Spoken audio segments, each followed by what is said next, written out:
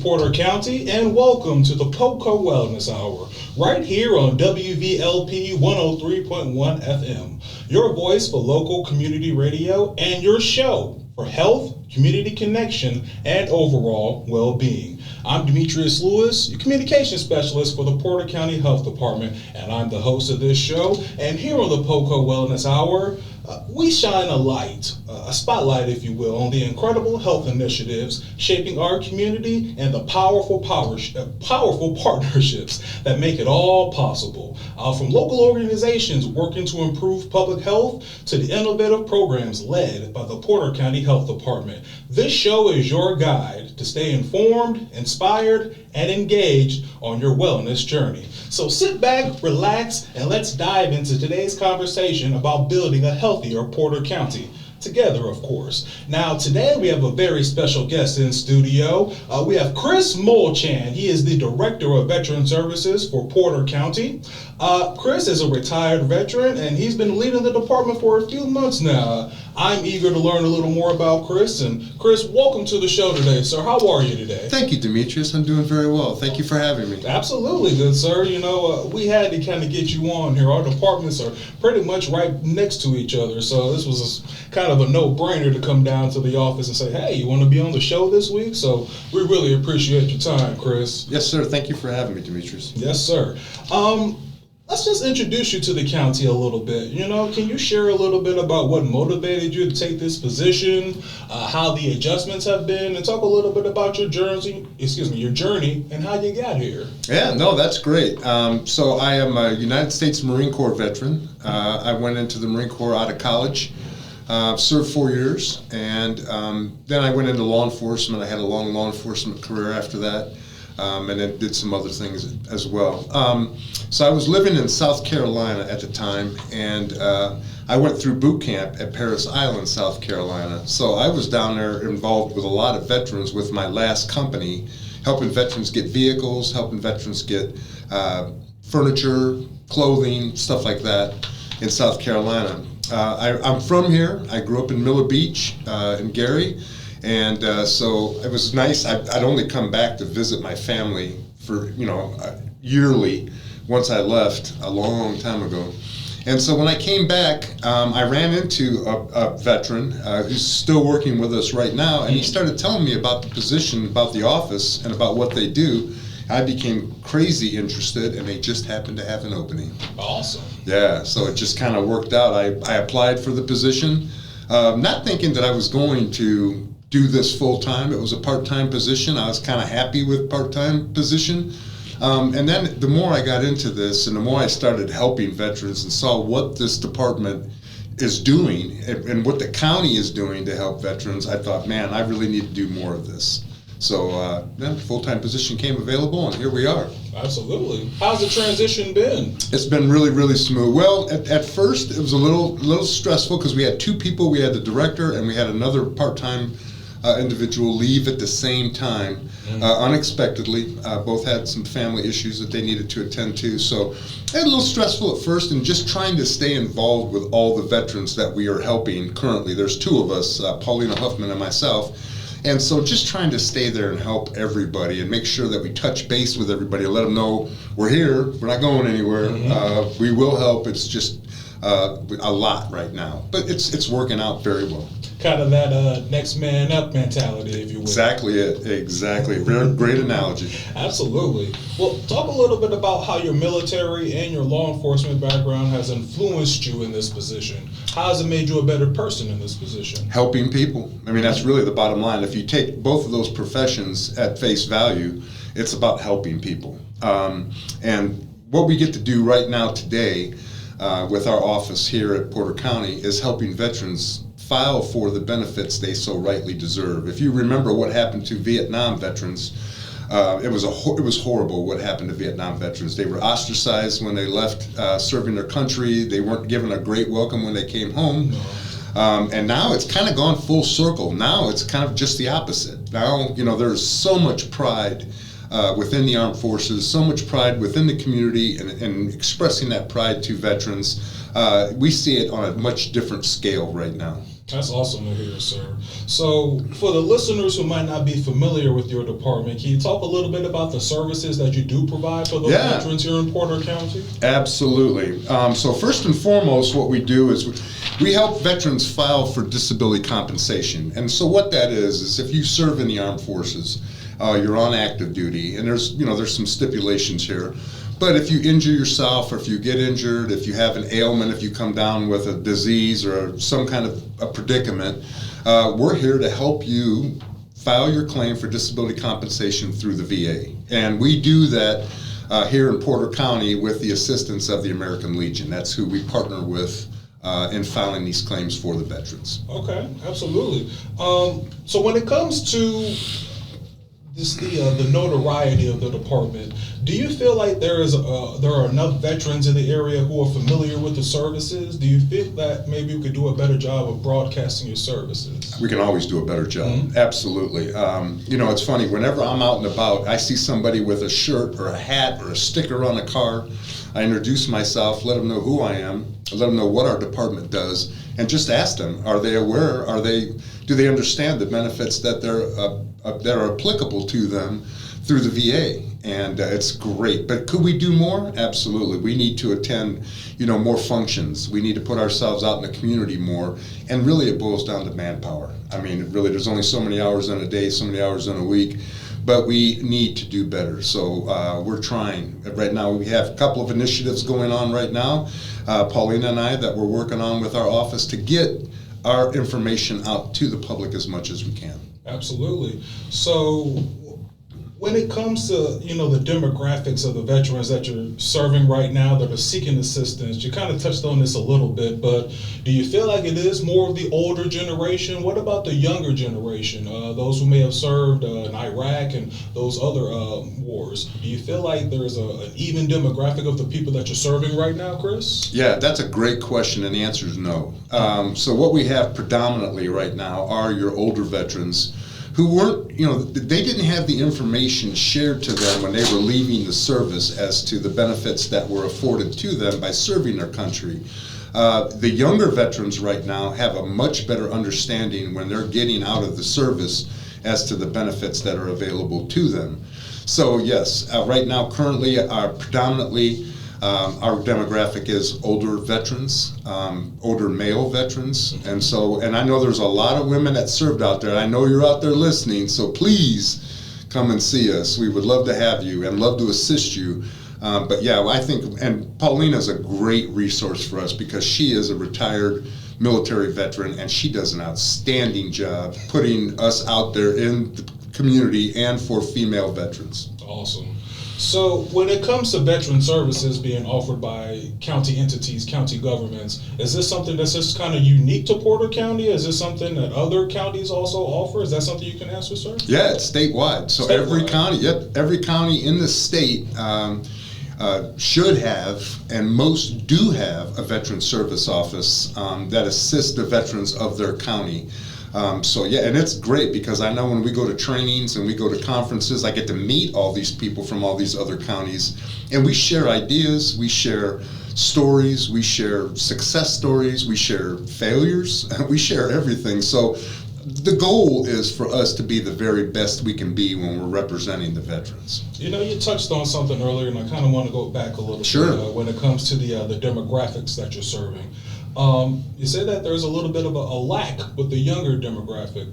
How do we reach them? And I mean, why do you think that there is a little bit of that gap with the younger demographic as opposed to the older generation? So what I hear from the younger generation, a couple of things. Number one, they're being discussed, they're having their benefits discussed with them by their superiors when they're leaving the service. So they're actually really aware of what's available to them. They have an exit interview, they have an exit physical, and so they're talked to by whatever branch of service they're serving.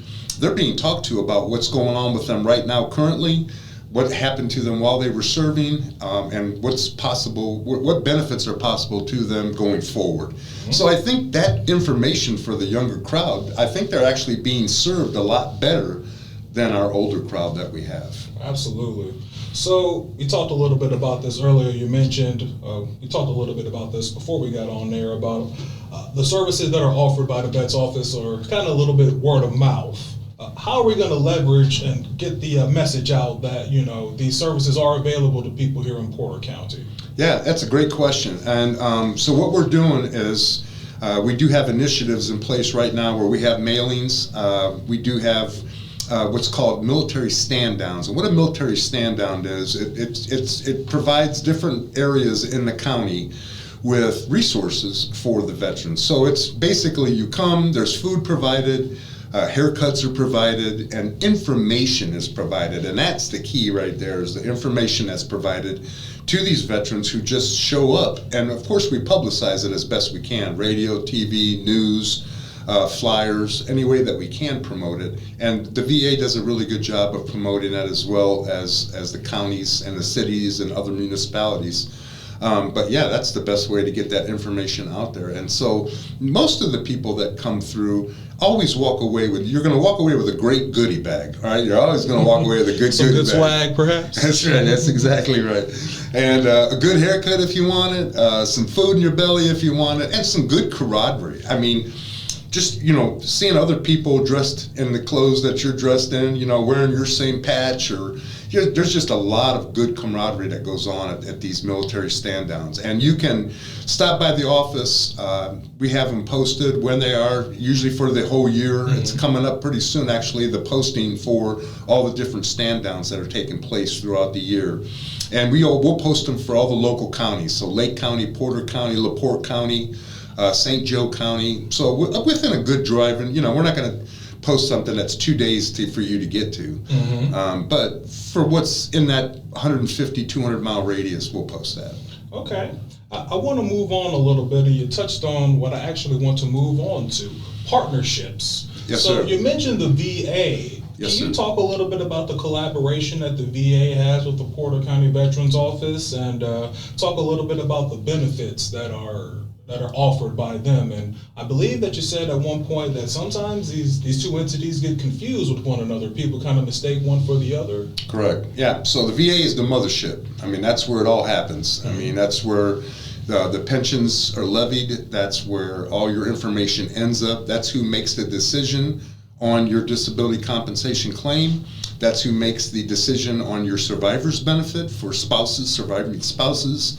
So the healthcare, everything is done through the VA. We're, for the most part, we are people that are funneling all this information and all these veterans to the VA to get them to the VA. So they provide us with a lot of resources. Obviously, they have the clinics, they have the doctors, the nurses, the psychologists. They have everybody that's in place, and we just have to get the veterans to them. Okay. So if I'm understanding this correctly, you're kind of working as a middleman, sort of as a funnel system, if you will, to funnel them up to the VA. That is correct. That's exactly right. Yeah, for a lot of folks, what it takes to file a claim can be cumbersome. And so we're there to assist them. I mean, by the good graces of the county allow us to do this. The VA provides us with all the training, and then we make it easy. Our goal is to make the process as easy as we can for the veteran. Absolutely. When it comes to community support, in what ways can local community get involved to support your efforts with the Veteran Service Office? Well, they do a great job as of right now, and I'll tell you, when we have our military stand downs, the community is very supportive. The county is crazy good supportive with all the initiatives that we are putting forth to try to assist the veterans. And then, I'll tell you, and a lot of people don't act on it, but a lot of businesses, almost most businesses offer some form of a military discount, and that really helps out a lot of people. It really does. And so, that's just enormous amount of support. You constantly hear, if you hear a veteran talking out in public, you'll hear somebody say, "Thank you for your service."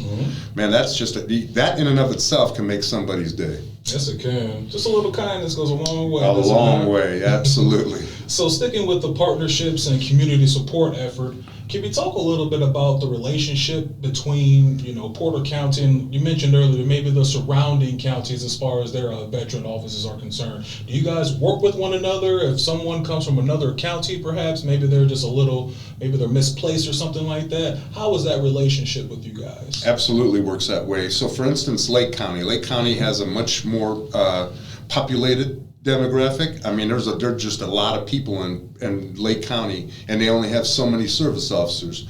So if they get to a point where they feel like there's a real need, an immediate need, we will help out Lake County. They may shoot us a phone call. They may shoot a veteran to us. If we have a veteran that came and saw us but actually lives in Lake County, we always give them the opportunity.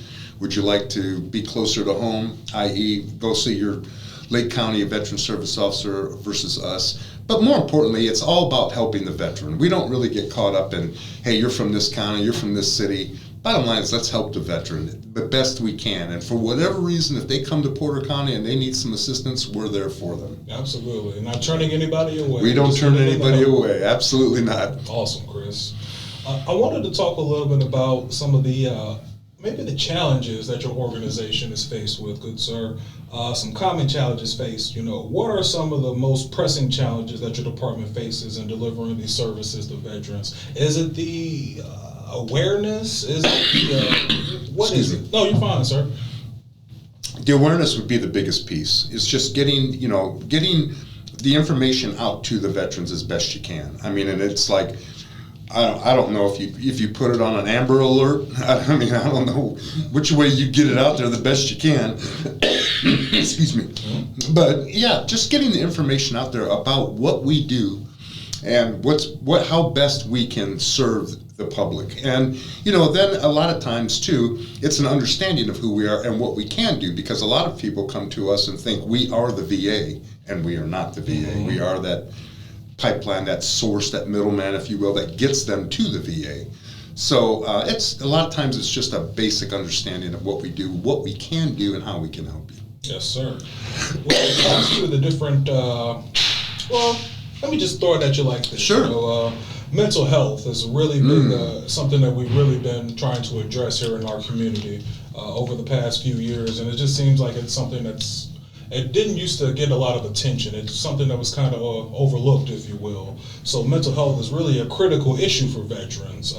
How has the approach to mental health evolved over the years, and what are some resources that are currently available? As someone who used to serve, and you used to serve in law enforcement, can you talk a little bit about how that approach has changed over the years, sir? It's a lot like anything else. It's become more in the forefront. I mean, mental health is in the forefront right now. You can't very well turn on your television, turn on the radio, pick up a publication without seeing something about mental health, and that's a great thing.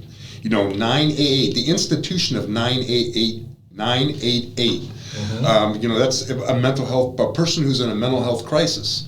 Just like you have 911, now you have 988, and it puts you right in touch with a mental health professional if you're having a mental health crisis. And again, the biggest thing with all that is getting the understanding out there. What is mental health? There's a lot of things that are mental health that people just don't understand is mental health. Mm-hmm. But I think, whether it's celebrities, whether it's your next door neighbor, your mom, your dad, your children, whoever, the information's coming out now. So many people are coming out with, oh man, I think I've got that syndrome, or hey, I think that's happening to me. And there's so many resources now that are out there for people. And so for the veterans, especially, Jesse Brown, which is our outpatient clinic in Crown Point, that's Adam Benjamin Jr. Center. Jesse Brown's in Chicago.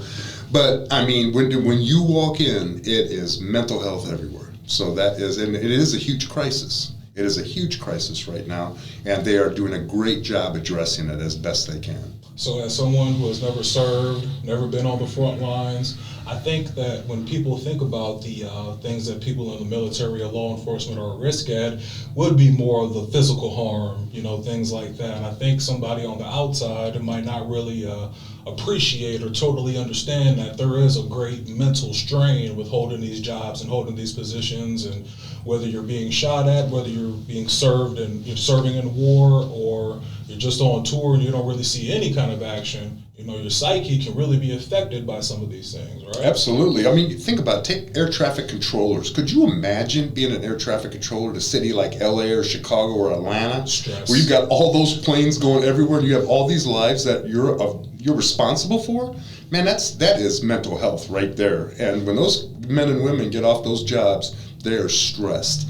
And so, that's just an example. There's lots of other people, police dispatchers, firefighters, anybody really, a mom with children at home. I mean, you could take mental health to any level and it's there and it's necessary and it needs to be addressed. Absolutely. Let's move on a little bit, good sure. sir. It's still cold outside. I'm suffering a little bit from those winter blues. I don't know about you. But I wanted to talk a little bit about seasonal affective disorder. Like I said, the winter blues are upon us. Do you find that seasonal affective disorder or the winter blues significantly affects the veteran community? And is there any kind of support for something like this? I think we all suffer from the winter blues a little bit, right? Oh yeah, absolutely. That's a great question, and that has not been addressed. I mean, I haven't seen that. I haven't had a lot of veterans coming in stating that they're depressed or they're down because of the bad weather. So it could be there. I'm sure it is there. I'm sure it's just not being talked about. When they're coming in to see us, the things that they're looking to file claims for a lot of times are not from seasonal depression. It's a lot of other things. But is there seasonal depression? Absolutely there is. I mean, you see it all over the place, actually. Absolutely. So let's talk a little bit about the future, sir. Let's talk a little bit about looking ahead, moving ahead, future Sure. goals. What are your primary goals for the Veterans Office now that you're the man in charge, the director? Absolutely. Well, so we have a Portage office, and I don't know if anybody knows this or not, but we have a Portage office in the North County Government Building on Willow Creek Road in Portage.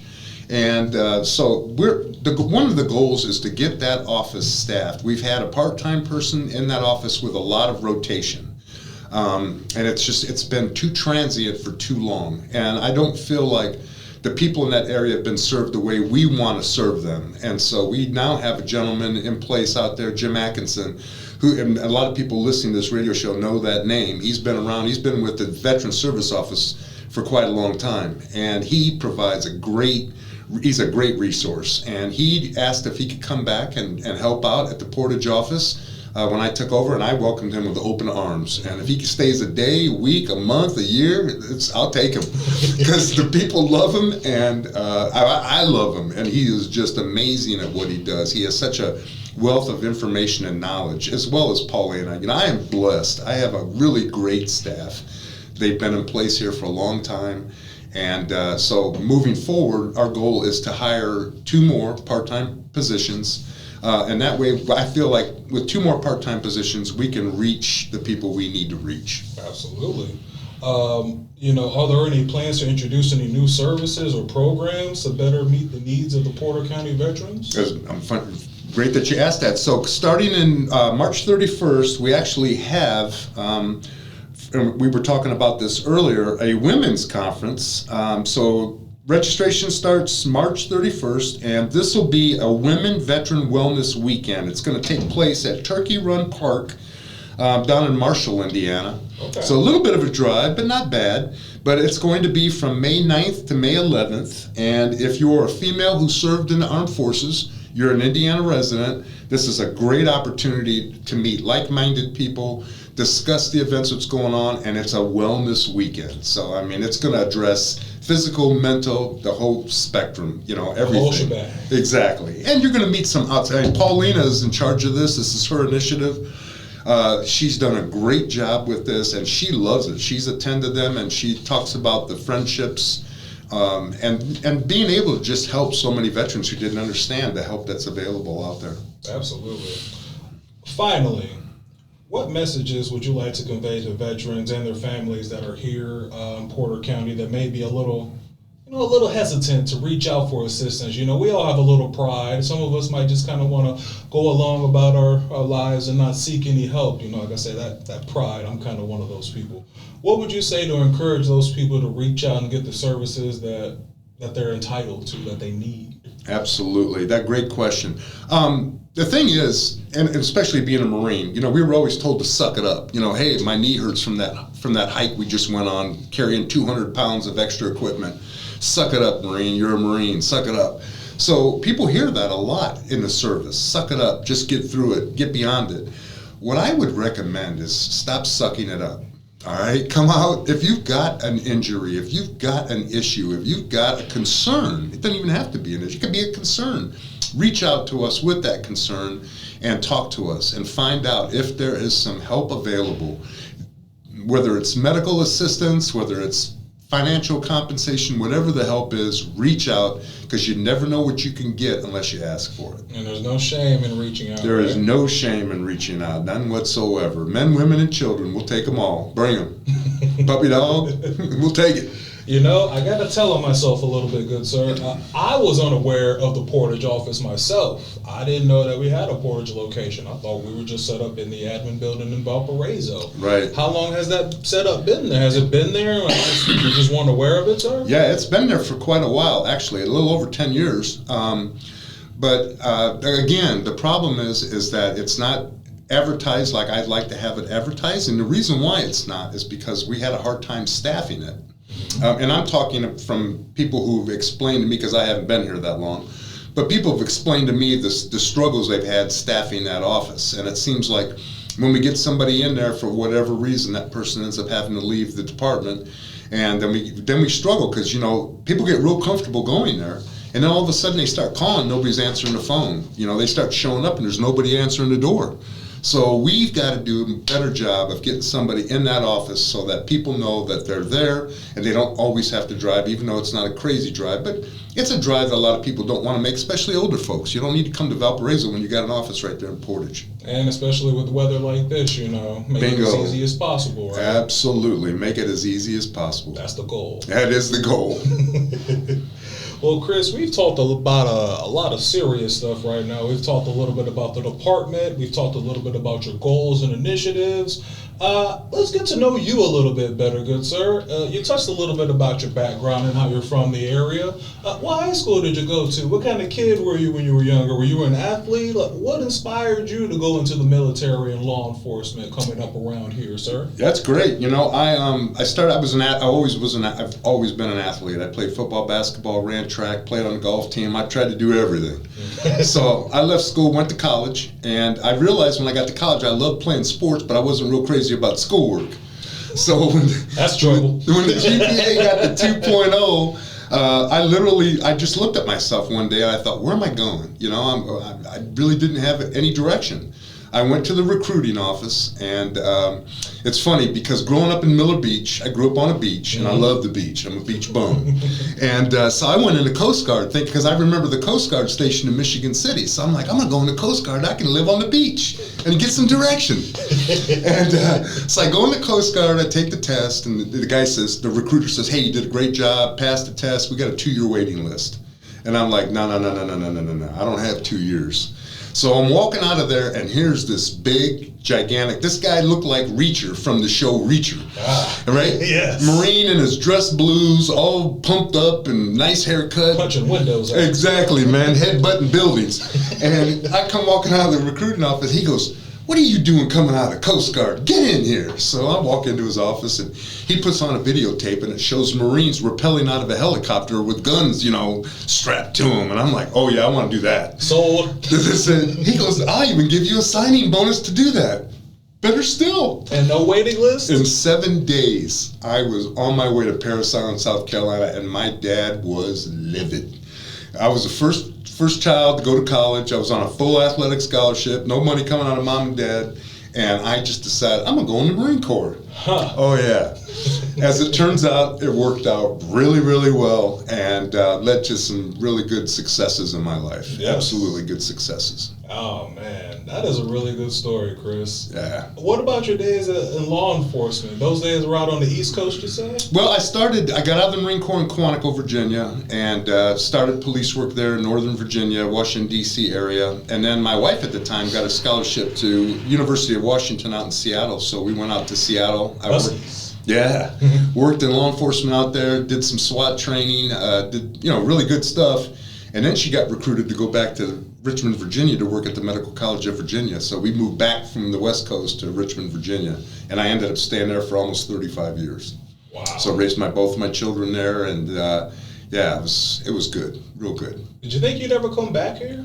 I didn't. I never really shut the door on it for any reason in particular. But so the last company I was with prior to here, my time had evolved, and it was they wanted me to retire, and I felt like I'm way too young to retire. And at the time, I had a brother here who was looking for some assistance, and so I came up here to offer whatever little assistance I could, and then it morphed into staying here, and got me a little cottage down on the beach, right where I like it, and I couldn't be happier. So on the weekends, you will find me lollygagging on the shores of Lake Michigan. What you say, a beach bum you are? Beach bum I am. I'm from Northeast Indiana. I'm from Fort Wayne. Yes, sir. So I've been out here in Northwest Indiana for a couple of years now, coming up here in April. And if there's one thing that I can say about the regions that are very similar, we all say that it's like a black hole. You try to get out of it, you try to go away, but somehow it pulls you back in. Absolutely. The community around here is just such a good family environment. It's just so, just makes you feel so welcome. And I can say the same thing about Northeast Indiana. It's hard to leave. So you got to wait for a little while, but absolutely, you get back. Absolutely, I'm with my family again, my biological family. I have two grown children who are out and about, but they make it up here, and they love Lake Michigan. It's a great ocean. It doesn't have salt, and it doesn't have sharks. So yes, no sharks. It's dark water, so we really don't know what all's in there, though. That's right. Yeah. That's right. So I've had a few members of my family serve in the military, various branches. And there is one thing that they all have in common. It's the same story, and I want to run this by you to see if it is an accurate thing. That first day of boot camp, you're getting off the bus. My uncles they all have a story about there's usually a few guys on there that are severely overpacked. So as soon as they get off that bus, the lighter your load is, the easier time you're going to have, because as soon as you get off the bus, it is just full go, just yelling and everything. Is that true? Was that true for you? For the most part, absolutely. But we were told not to bring anything. So I actually had to take a bus from Chicago to Parris Island. So they take you on a bus from Chicago to Savannah, Georgia. And then you're sitting in an airport in Savannah, Georgia, and they make you wait for like 16 to 20 hours. You're just sitting in the airport. You're eating airport hot dogs, popcorn. You're not sleeping. Is that on purpose, sir? You think? Absolutely. It's not even a question. It is on purpose. And so the stress starts there. Well, then the DIs come in. Now, this has changed a lot over the years, but the DIs come in, and it's screaming, hollering. And I did not know at this point, until that bus crossed the gates at Parris Island, I could have walked away. Once you cross the gate, you can't leave. You can't leave once you get past that gate. When you get out on those little yellow footprints, you're done. You're there. They at least give you a warning before they drove in there? There's no warning. Chance. There ain't no warning. Oh, no. You just have to go up in there. Oh, yeah. You don't move. You don't breathe. You don't speak. And as soon as you get off the bus, I'll move. That's exactly how it is. That is exactly how it is. I've got a couple of uncles that have told me, like I said, very similar stories. I guess these guys didn't get the heads up like you got, because they came, big bags, couple of bags, and as soon as they get off the bus, they are going on a 2-mile run to get to their destination. So the people that don't really have a whole lot, they're okay. But the guys who have multiple bags or big bags, their stuff is falling all out, they're losing all their gear and everything. And like you said, that's where the stress starts. Oh, that's where the stress starts. What kind of advice would you give to any youngsters around here who are looking to maybe follow in your footsteps after high school, or maybe even after college like you did, to join one of the branches of the armed services? What kind of advice would you give them? Pack light or anything like that? Yeah, if you're headed to boot camp, you definitely pack light, by all means. I think the biggest thing is find the branch of service that best fits you. A lot of folks, I know a lot of Marines that I went in with, we didn't know that the Marine Corps was the best place for us. We thought it was, but we didn't really know. Find the best avenue for you, the thing that you want to do the most to make it. in the military, because when you get out, there is so many benefits for you. With the training you're going to get while you're in, it serves you well for civilian life if you choose to get out, or if you choose to stay and make a career out of it. So I think the biggest thing is just do the research if you can. If you have the ability, do the research as to what you would like to do, what branch of service you'd like to go in. They're all wonderful branches of service. They all do great things. It's just a matter of finding that right fit for you. We're all on the same team, right? Absolutely. Oh, yeah. I never got into that, the whole arguing, Navy SEALs, Marines, or the Army Rangers and the Marines. I just personally never got into that because I got to train with all those guys. And I'll tell you, the Special Forces and the Armed Forces is spectacular. And every branch has their Special Forces and they're spectacular. And everybody does their training, does it really, really well. So I was treated very well, and I gave respect. I wanted respect in return, so I learned how to give respect first. And as long as you do that, man, you got smooth sailing. So I'm a young man, and I'm 18, and I'm thinking about going to the service, and I've taken all your advice. I've narrowed it down to what branch. Talk a little bit about the mental preparation that I need to go to. What kind of advice could you give me or give that prospective young individual? What kind of mentality that they need to have to enter into the armed forces? Yeah, number one, biggest thing is patience. You've got to have incredible patience because you're going to be told so many different things that are very foreign to you. And you have to have the patience to listen and to understand that what's being told to you is for a reason. That's number one. Number two, get as physically fit as you possibly can. I mean, as physically fit as you possibly can is going to help you a long way. And it's going to make your boot camp experience a lot easier.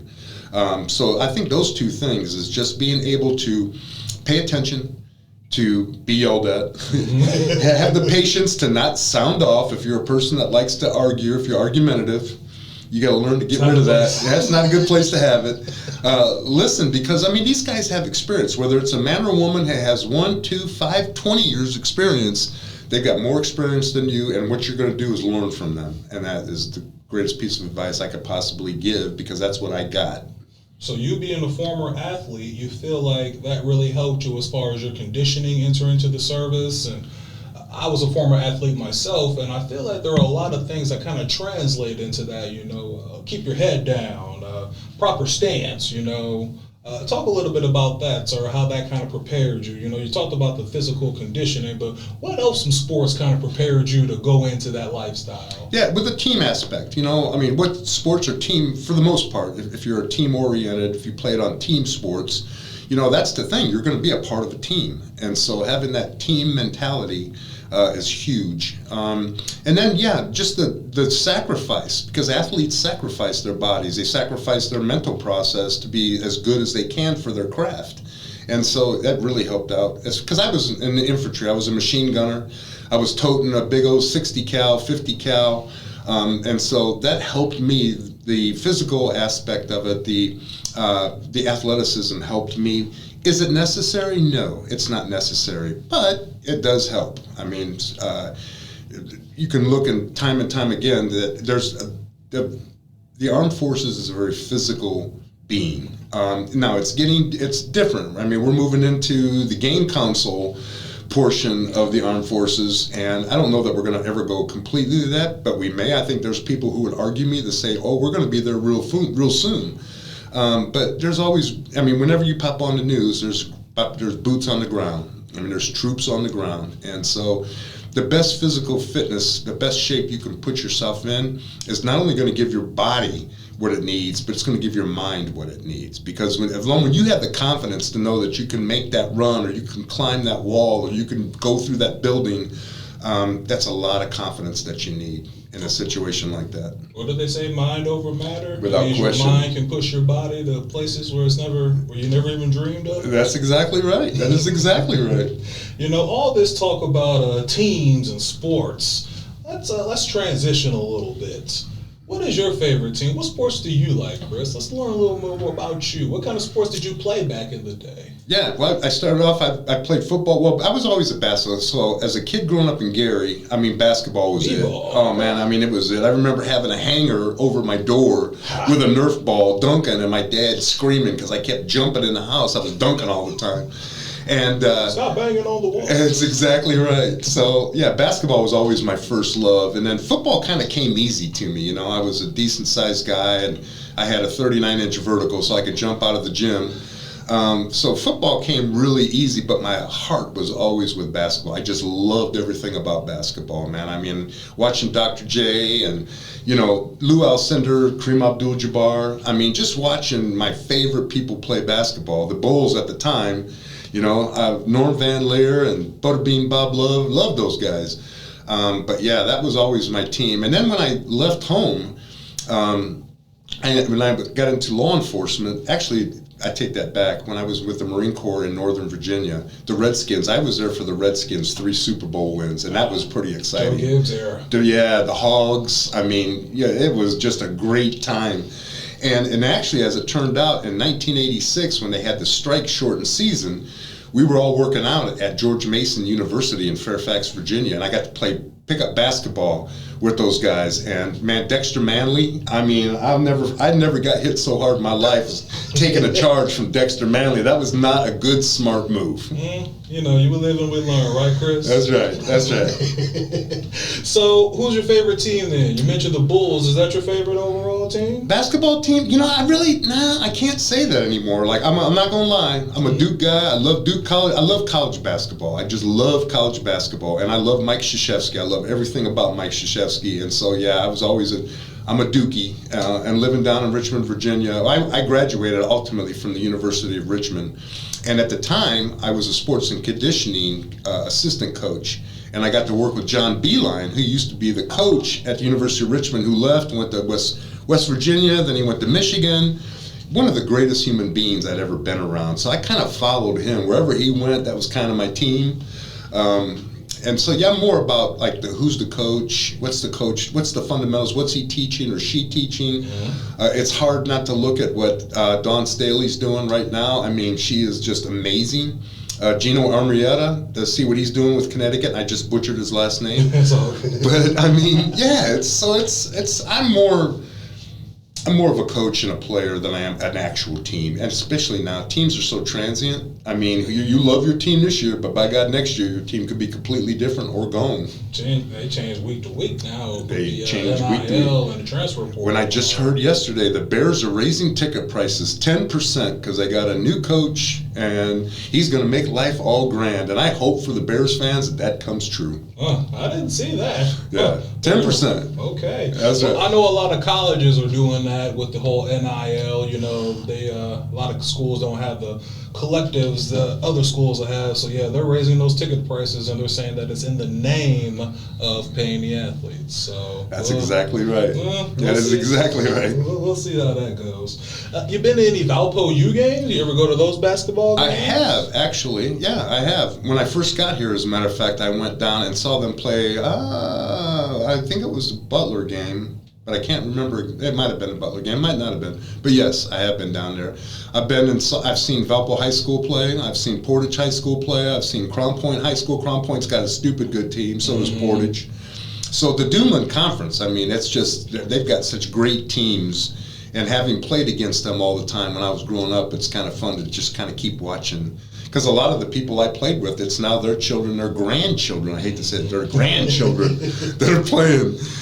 So yeah, it's awesome to watch. Just high school sports. Youth sports around here, high school sports really do have a big presence around here. There are a lot of these kids get scholarships. A lot of them are going D1. Whether it's these big schools like Maryville or Valpo, even some of the smaller schools like Hobart and those little country schools, if you will. That's exactly right. Athletics around here really are nice to watch. I'm a big fan of high school sports. Nice. I haven't been to any basketball games around here yet. I've been to some football games. I went to Crown Point's semi-state game last year. It was super cold, but really, really nice. Great field, great facility out there, large turnout. I mean, thousands of people out there. It's a really big school. Yeah, they've got the Duneland Conference has some of the nicest. I mean, all those schools were always big when I was growing up, but now go back and see them. They're like college campuses, man. They got stadiums and... Especially Crown Point. I was really surprised when I pulled up there. I was like, oh my goodness. Yeah. Because, you look off to the side and you see the building that had like these nice windows, and you see the weight room, the gym in there, and I'm like, yeah, that is what you would see on a college campus. Like, that is serious, but that's what you get with a 6A program. That's exactly right. That is exactly right. So, Khris, we're going to close out the show here in a little bit, but I do want to ask a couple of more questions just so the people can learn a little bit more about you. What is Chris's favorite food? What do you like to do when you're not helping veterans around Porter County? Anything Asian. And that comes from my time when I was in the Pacific Northwest. I'll tell you, to me, the best Chinatown in North America is Vancouver, British Columbia. Okay. I mean, a lot of the restaurants don't even have English in the menus. But yeah, I just love the Asian influence out there, and I love anything Asian. So that, I know, I came back to pizza country, and my brother is always like, man, have you tried this one? Have you tried this one? I'm like, I can't eat any more pizza. And he's like, but we got to. When you were out west, did you ever go to like those offshore fish shops where they throw the fish and all? So that's Pike's Market in Seattle. Okay. Absolutely. You been there? Oh yeah. And if you don't, I used to actually patrol that so I was part of the first mountain bike patrol team in 1988, Seattle PD. We had a patrol officer at the time, and he was taking his mountain bike and he was going around in areas that were high crime areas, and he was riding his bicycle, and he's making like all these major arrests on a bicycle. Well, it didn't take long for the chief to get wind of it. He's like, I want you to get a team together. And so I was bikes? On bicycles. Okay. And so I was, right? And so I was fortunate enough to be one of the first mountain bike police officers. All the morning shows came out, and they did a little spiel on us back then and learned about what we did. It's kind of morphed today into community policing. You'll see cops on bikes, and it's more of a glad-handing program. I don't know if very many departments are using it as an aggressive patrol tool like it was back in the late 80s all the way through the 90s. We used it as a we made traffic stops on a bicycle with a car. Now, granted, you got to be, cognizant there's a cop behind you, but, we had the lights and the whistles and everything. But, for an urban area that's high crime, or if it's densely populated, it's a much better way to get around than a car. It was just the best thing. And we loved it, but like anything, it's the hot topic at the time. And like you said, these are just regular mountain bikes. They're not the electric bikes. No, we didn't have no electric bike. To get up to these suspects. Oh yeah. So it was so cool because Seattle has a great rails to trails system. So they take old railroad routes and they make them trails out of them. Bicycle trails, pedestrian trails. They're all over the city. It's great. And I happen to live right by one. So I would get on my bike, ride my bike to work, ride my bike all day at work, and then ride my bike home after. I didn't even get in a car maybe once a week, maybe a couple times a month. I was on a bike all the time. And for me personally, it was perfect, man. I absolutely loved it. Great shape, huh? I was, absolutely. Khris, that is awesome. I really appreciate your time today, sir. Letting us know a little bit about you, telling us what the Porter County Veterans Office has to offer to those veterans here in Porter County. Sir, is there anything that you think that I left out? Is there anything that you want to let the people know? Do you have any information that you'd like to give out? Maybe how people can get a hold of you guys? Yeah, please do. A couple of the benefits. If you're a rated veteran, and what a rated veteran is if you have a disability compensation rating from the VA, it can be anywhere from 0% to 100%. But if you're 10% or above, you're eligible for a property tax reduction. You're eligible for a DMV discount for your license plates. You're eligible for free hunting and fishing license. So there's a lot of benefits. It's not only are you trying to get the medical care and everything else that's afforded, but there's actually a lot of other benefits. So please reach out to us, find out what we have available. We'd be more than happy to assist in any way we can. Absolutely. Khris, thank you so much. Thank you, Demetrius. This was wonderful, man. Absolutely wonderful. The second episode of the PoCo Wellness Hour. Thank you for sharing your insight with us, Khris. This has been very invaluable. For our listeners, if you or someone you know could benefit from these services discussed today, please don't hesitate. reach out to the Porter County Veterans Office today to make sure that your loved one or yourself can get the help and the benefits that you need. We hope this conversation today has left you feeling informed and empowered. And remember, a healthy community starts with each and every one of us. For more information on our programs and initiatives that we discussed today, you can find us on our websites. You can find us at the Porter County website, which is www.portercounty.gov. That's PorterCounty.gov. Or you can go straight to our health department website, which is www.in.gov/local health/Porter County. And you can also find us on social media, of course, our Twitter or X, if you're calling it that. You can find us on x.com/county_Porter.